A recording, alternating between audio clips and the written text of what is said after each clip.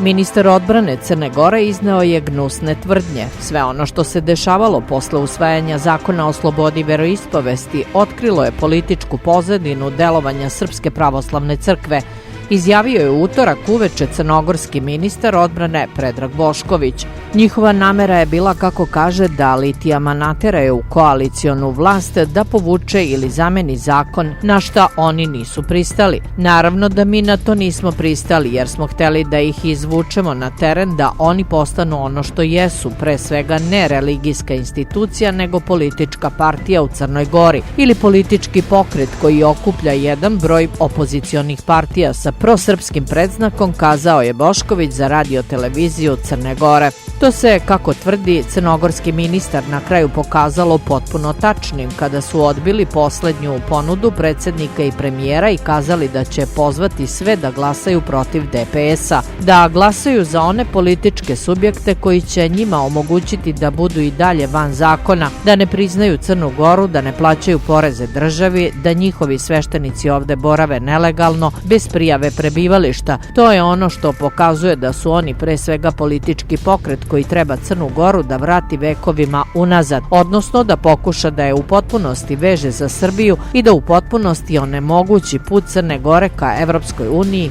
tvrdi Bošković.